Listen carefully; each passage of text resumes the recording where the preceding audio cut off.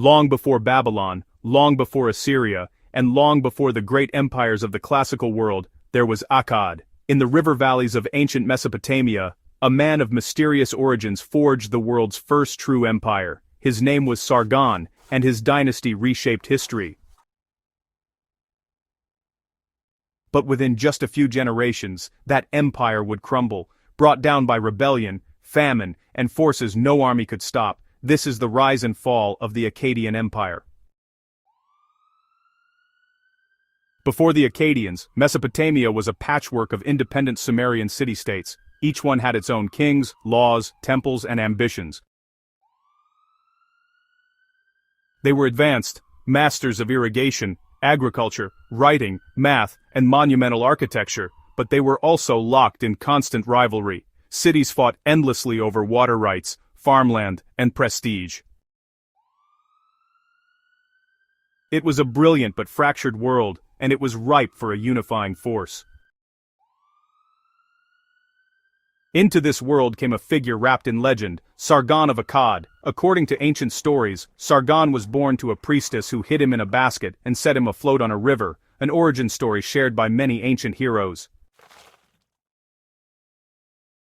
Whether literal or symbolic, we know Sargon rose from humble beginnings to serve in the royal court of Kish, but ambition drove him. He overthrew his king and set his sights on dominating Sumer. His greatest rival was Lugal-Zagassi, the powerful king of Uruk who had already subdued several Sumerian cities. Their clash was monumental, and Sargon triumphed. By capturing Uruk and presenting the defeated king in chains at Nippur, Sargon claimed not just political power but religious legitimacy. He was now king of all Sumer, but he was only getting started. Sargon founded a new capital, Akkad, a city whose exact location remains lost. From here he built something the world had never seen, a centralized multi-ethnic empire. Military power. Sargon created a standing professional army, a key innovation. His campaigns extended Akkadian control far beyond Sumer, reaching toward the Mediterranean and deep into the mountains of Elam. Administration and unity. To govern his vast territory, Sargon installed loyal officials in conquered cities. He standardized weights, measures, and writing, required regions to pay tribute, and promoted Akkadian as the language of administration. Trade flourished across the empire. Precious woods, metals, and stones flowed into Akkad, making it the beating heart of a thriving ancient world. One of Sargon's most significant appointments was Enheduanna, his daughter, whom he installed as high priestess of the moon god at Ur. She is often considered the world's first known author, leaving behind hymns that shaped Mesopotamian religion for centuries. Under Sargon, the Akkadian Empire became the model for all future empires, but even as it thrived, tensions simmered. Sargon's dominance created enemies, rebellions erupted frequently, some driven by Sumerian resentment, others by local rulers testing Akkadian authority. Though Sargon crushed each uprising, the constant wars strained the empire. When he died, his son Rimush took the throne and immediately faced widespread revolts. Though he brutally suppressed them, he ruled harshly and was eventually assassinated. His brother, Manishtushu, expanded trade networks and rebuilt damaged cities but also met a violent end. The empire seemed unstable, until the rise of one of its most powerful kings, Naram-Sin, Sargon's grandson. Naram-Sin was a formidable ruler. He quelled rebellions and expanded Akkadian power farther than ever before. He took the bold title, Waipa Ndomar Patrdo Berstadin Sainz, King of the Four Quarters of the World.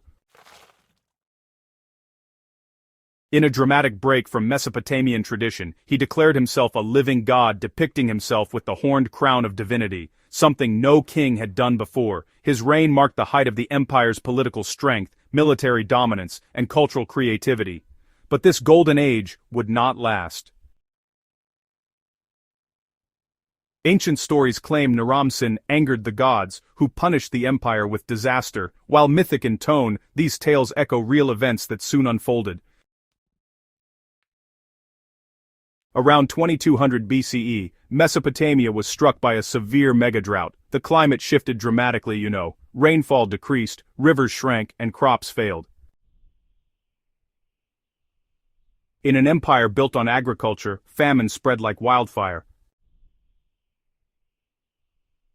With food scarcity came political instability. Cities rebelled again, demanding independence from Akkadian rule. The central government grew weaker, unable to respond effectively. Amid the chaos, a tribal people from the Zagros Mountains, the Gudi, moved into Mesopotamia. Whether they conquered Akkad outright or simply took advantage of a collapsing system, their presence really hastened the empire's fall. Trade routes collapsed, urban centers shrank, administrative systems fell apart. By around 2154 BCE, the once great city of Akkad was abandoned. The world's first empire had collapsed, less than 200 years after its founding. Though the empire vanished, its influence endured for millennia. A new model of rule emerged, Future empires, including Babylon, Assyria, and Persia, followed the Akkadian blueprint: centralized authority, standing armies, unified administration, and an imperial language. Language and culture really took center stage. Akkadian became the dominant language of diplomacy in the Near East. Literature flourished, including early versions of the Epic of Gilgamesh. A forgotten capital, but a lasting idea. The actual city of Akkad remains lost, buried somewhere under the soils of Iraq, but its impact is unmistakable. It introduced the world to the very idea of an empire, an idea that would shape human history again and again. The Akkadian Empire rose from the ambition of a man who began life in obscurity. It united a fractured land, pushed the boundaries of administration and culture, and laid the foundation for thousands of years of imperial history. But its fall reminds us that even the mightiest societies can crumble in the face of nature, division, and time. Akkad may be lost, but its legacy lives on, echoing through every empire that followed.